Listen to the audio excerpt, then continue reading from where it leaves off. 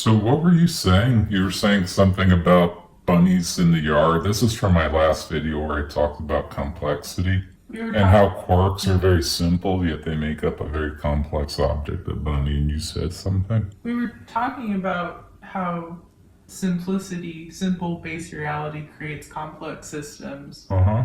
So when you have, so it's like an arrow, right? Simple to complex. Well, I guess my question is, why is it like that? Why does it have to be simple to complex instead of complex to simple? Is it a matter of entropy? Is that the answer? I don't know.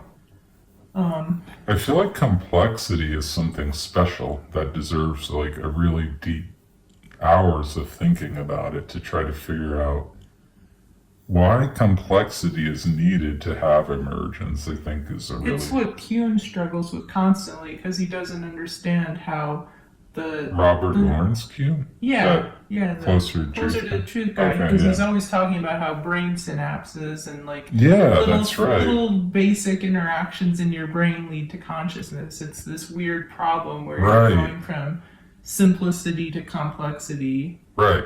So it happens in the brain. It happens with the bunny in your yard eating dandelions. It's quarks, which are very sort of simple. I mean, So is it? simple is a relative term, right? Like a quark is really complex. I can't make one. Yeah. So So is it simplicity plus entropy equals complexity? simplicity. I don't know. I Because haven't thought about it enough to know. entropy is like the is like a sum of all the Think of about interactions happening. think about this. I just said I can't make a quark. Mm-hmm. I can't make a rabbit either, right? Mm-hmm. So I can't make either. But think about humans. Like, think about a child. Instead of a rabbit, let's make the object a child. It's made of the same simple quarks, right? And then it's a complex somehow complexity emerged out of quarks. The weird thing is I can make one. I could actually like create a child. That's Well, yeah, really that's why being a woman is nuts because you're basically doing that in your body. that's really weird because I just said I can't create a quark and I can't create a rabbit, you know. So I said the reason I said that I said they're both actually pretty complex because I can't create either. And then I realized I can create a child. Yeah. That's really messed up. When you think about it, like you can create yourself a really complex object, a child. Yeah. Yeah, How that's can we do that? and bunnies can do it. Right. They How can create a simple gametes, they can take gametes into adult I bunny understand all that. form. How can these objects that are created out of complexity, so a simple quark becomes a complex object like a rabbit or a child. So somehow simplicity is being transformed into complexity, and then somehow we can actually create the complex things, but we can't create the simple thing, really. No, you can't reverse it I very well. can't create a quark except in the sense that I can create a child that has quarks in it. There's some layer. There's some layer. It could be like the layer where strings are in string theory, something like that. There's something happening, like between that equation that, creates or describes a quark, and then between that base layer of an object. So what happens in a computer program to make an object? There's something called object-oriented programming. So the object is like, in your program, the object is like your noun. A function is kind of like a verb. It's an action, usually. Like you call a function, say, to throw a pitch in a baseball game. But the object is the ball. So there's object-oriented programming. Does that make sense? Yeah. Yeah, so there's objects in a computer program.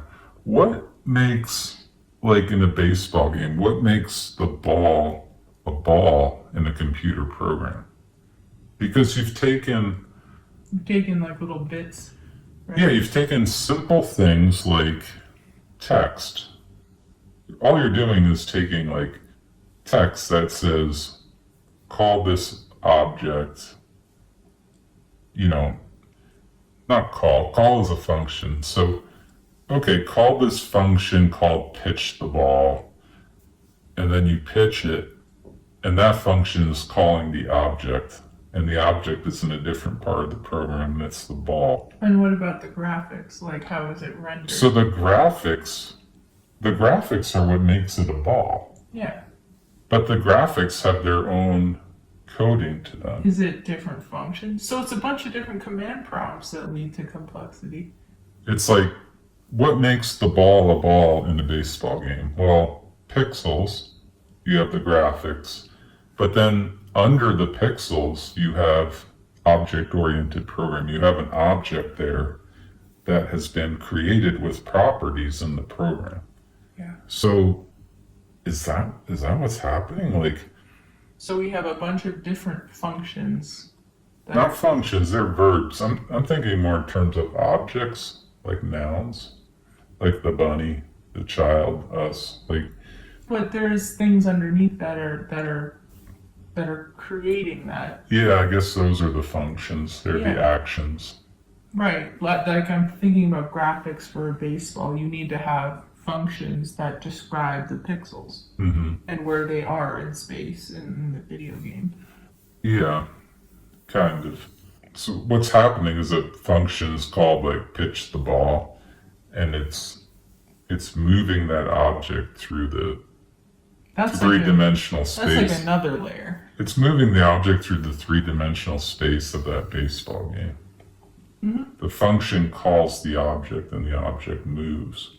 I'm just trying to think, like, is that what's happening here? Yeah, I think so.